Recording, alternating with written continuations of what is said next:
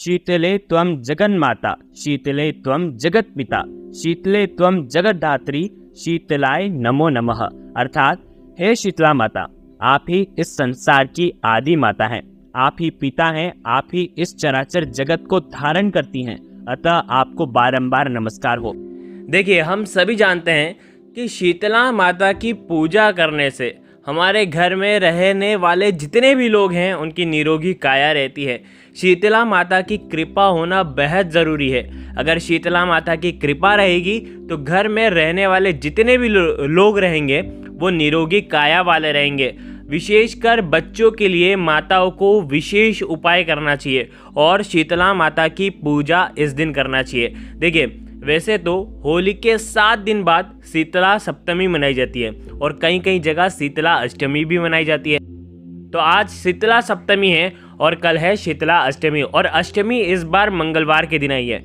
तो सबसे ज़्यादा महत्व हो जाता है जब मंगलवार को शीतला अष्टमी आती है, क्योंकि मंगलवार के दिन नीम के पेड़ की पूजा, कड़वे नीम के पेड़ की पूजा करने से आपके जीवन में भूमि से जुड़ी जो भी परेशानी है वो भी दूर होती है। देखो, शीतला माता को जैसे हम कहते हैं ना बसोड़ा पूजन, ये बसोड़ा का पर्व माना जाता है और विशेष 3 बातों का इस दिन ध्यान रखना चाहिए। पहली बात तो शीतला माता को हमेशा ठंडे खाने का भोग लगाया जाता है। दूसरी बात, पूज्य गुरुदेव बताते हैं कि माता शीतला की पूजा के समय जब आप दीपक लेकर के जाओगे तो वो लंबी बाती का दीपक होना चाहिए। उसके अंदर आप घी भरोगे, आप आटे का दीपक लेकर के जाओगे। आप जो दीपक लेकर के जाओगे वो दीपक आपको जलाना नहीं है, ठीक है? आपको बिल्कुल भी जलाना नहीं है। आटे का दीपक लेकर के जा रहे हो ना, तो बिल्कुल भी आपको प्रज्वलित नहीं करना है। बिना जलाए दीपक को आपको रख करके आना है। तीसरी बात यह है कि आज अगरबत्ती भी आपको जलाना नहीं है।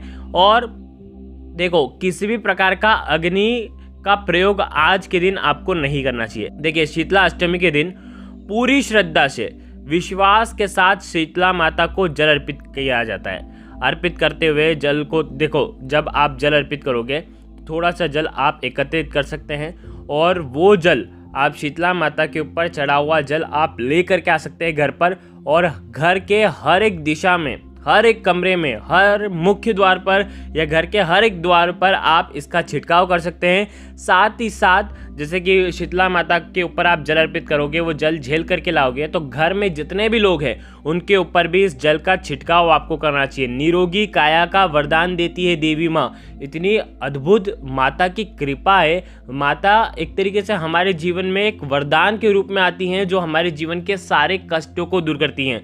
देखो, माता की अगर आप मुद्रा देखेंगे तो एक हाथ में आप देखेंगे तो झाड़ू है और एक हाथ में आप देखेंगे तो कड़वे नीम के पत्ते हैं। ध्यान रखना, ये कड़वे नीम के पत्ते ही आपके रोगों को दूर करने वाले हैं। झाड़ू, देखो, माता की आज आप पूजा कर रहे हो ना, तो विशेष ध्यान रखना, आप जब भी आप शीतला माता का पूजन करते हो तो आपका घर स्वच्छ होना चाहिए। आप आज पहले झाड़ू वाड़ू नहीं लगाएंगे, लेकिन एक दिन पहले ही साफ स्वच्छ करके आपका पूरा घर स्वच्छ रखना, क्योंकि माता उसी घर में प्रवेश करती है जो घर स्वच्छ रहता है। तो विशेष ध्यान रखना, आज हो सके तो आप ओम ह्रीम श्रीम शीतलाय नमः इस मंत्र का आपको जाप करना चाहिए।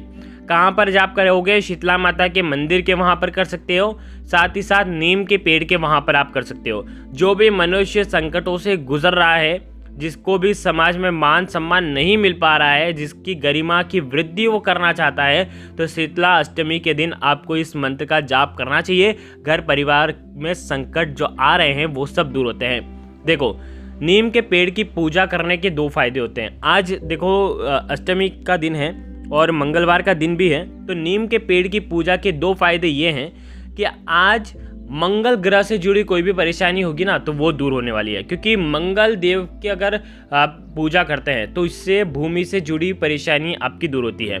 और शीतला माता के एक हाथ में तो नीम के पत्ते हैं, तो नीम के पेड़ की पूजा का महत्व आज के दिन बहुत ज़्यादा होता है। तो आपके घर के आसपास कहीं पर भी कड़वे नीम का पेड़ हो तो वहाँ पर आप ये उपाय कर सकते हैं। क्या करना है? तांबे का पात्र लेना, उसके अंदर जल भरना और उसके अंदर गुड़ का टुकड़ा डालना। ठीक है, गुड़ का टुकड़ा आप ओम अंगारकाय नमः इस मंत्र का जाप करते हुए डाल सकते हैं, या मंगल देव प्रसन्न हो ऐसी मन में कामना करते हुए आप गुड़ का टुकड़ा जल के पात्र के अंदर डाल सकते हैं। और ये गुड़ मिश्रित जल आज के दिन आपको कड़वे नीम के पेड़ के जड़ में आपको डालना है। जो भी व्यक्ति कड़वे नीम के पेड़ की जड़ में आज गुड़ वाला पानी डालता है, मंगलवार का दिन है, तो मंगल से जुड़ी परेशानियां भी दूर होती है और देवी शीतला माता भी प्रसन्न होती है और संकटों को दूर करती है। तो देखो, अब हम बात करते हैं एक विशेष उपाय की, जो कि शीतला माता को आप बसोड़े वाले दिन कर सकते हैं। तांबे का पात्र लेना, उसके अंदर जल भरना और कोई भी लाल रंग का पुष्प हो तो लाल रंग का पुष्प उसके अंदर डालना, और आज शीतला माता के ऊपर ये जल आप अर्पित कर सकते हैं। अगर आप शीतला माता के वहाँ पर नहीं जा सकते तो आपको कड़वे नीम के पेड़ के वहाँ पर यह जल अर्पित कर दीजिए। जो भी व्यक्ति इस प्रकार से जल अर्पित करता है, घर परिवार में निरोगी काया का वरदान देवी माँ देती है। जब आप ये उपाय करोगे ना, तो मन में यही रखना, अगर आपके घर में कोई व्यक्ति बीमार हो तो उस व्यक्ति का स्मरण करना कि ये व्यक्ति बीमार है, ऐसी कामना करते हुए कि इसका रोग दूर हो जाए, देवी माँ आपकी कृपा दृष्टि हो जाए, बस हमारे जीवन से सारे रोग दूर हो जाएंगे। आपके बच्चों के ऊपर कोई रोग है, कोई विघ्न है, कोई संकट है, तो वो भी देवी माँ दूर करती है। बहुत करुणामय देवी है, इनकी कृपा अद्भुत है, अद्भुत। देखो शीतला माता का आपने पूजन कर लिया। अब हम आपको विशेषकर मंगलवार के उपाय बताते हैं, जो कि आप इस अष्टमी पर कर सकते हैं। 2 जगह आपको लाल चंदन वाला जल अर्पित करना चाहिए आज के दिन। मंगलवार का दिन है, मंगल ग्रह को प्रसन्न करने के लिए। देखो, रक्त संबंधित कोई परेशानी है, विवाह संबंधित कोई परेशानी है, मंगल के दोष है, तो आपको ये उपाय करना चाहिए। आपको क्या करना है, तांबे के पात्र में थोड़ा सा जल लेना है घर से ही, ठीक है, और उसके अंदर आपको लाल चंदन आपको मिला देना है। अब यहाँ पर एक चीज़ समझना, लाल चंदन मिला दोगे, अब आपको जाना है भगवान शिव के मंदिर में, ठीक है। अष्टमी के दिन आप सुबह से लेकर के रात्रि तक ये उपाय कर सकते हो। आपको क्या करना है, ये 1 लोटा जल भगवान शिव के शिवलिंग पर, आधा लोटा जल, 1 लोटा जल में से आधा लोटा जल जो है वो भगवान शिव के शिवलिंग के ऊपर मंगलेश्वर महादेव का नाम स्मरण करते हुए आपको अर्पित कर देना है। और ये आधा लोटा जल आपको बेलपत्र के पेड़ के वहाँ पर ले करके जाना है, और आज के दिन लाल चंदन मिश्रित ये जो आधा जल है, ये आपको बेलपत्र के पेड़ की जड़ में आपको अर्पित कर देना है। ये अर्पित करने से विवाह में आ रही अड़चनें दूर होती है, साथ ही साथ मंगल के अशुभ प्रभाव भी दूर होते हैं, रक्त संबंधित परेशानियां भी आपकी दूर होती है।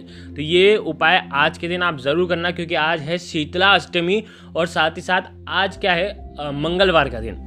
देखिए, अब देखो, एक और चीज़ आप आज के दिन कर सकते हैं। अगर आपके पास लाल चंदन नहीं है तो तांबे के पात्र के अंदर गुड़ डाल करके उसके अंदर एक फूल वाली लौंग आपको डालना है, और आज के दिन आपको भगवान शिव के मंदिर में मंगलेश्वर महादेव के नाम से या तो ऋण मुक्तेश्वर महादेव के नाम से पूरा 1 लोटा जल आप अर्पित कर सकते हैं। ये उनके लिए है जिन लोगों के घर के आसपास बेलपत्र का वृक्ष नहीं है, उन लोगों के लिए, ठीक है। तो वो ये उपाय भी कर सकते हैं।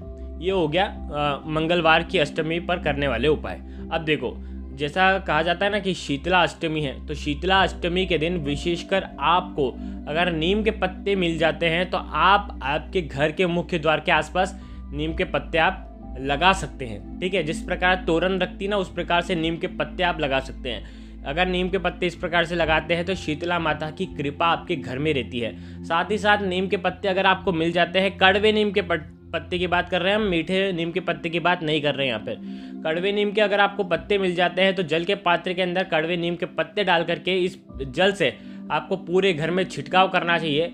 और जब आप छिड़काव करते हैं, जैसे कि हर एक व्यक्ति के ऊपर भी इसका छिड़काव करना चाहिए, तो उसकी निरोगी काया होती है, घर में माता की कृपा बरसती है इस उपाय को करने से।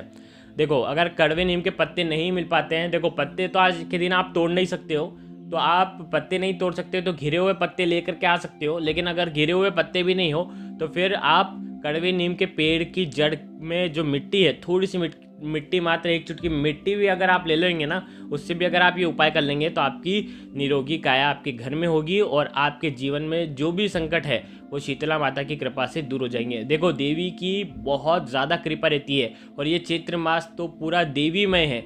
इसमें हम दशा माता पूजेंगे, इसमें हम नवरात्रि, बड़ी नवरात्रि जो आती है, बड़ी नवरात्रि का पर्व मनाएंगे, हनुमान जन्मोत्सव बनाएंगे। तो ये चैत्र मास का पूरा महीना बहुत ही पावन होता है और इसीलिए आपको विशेष उपाय आपको करने ही करने चाहिए। श्री शिवाय नमस्तुभ्यम दोस्तों, हर हर महादेव, जय शीतला माता। कमेंट में ज़रूर लिखना और चैनल को ज़रूर सब्सक्राइब करके जाना। धन्यवाद।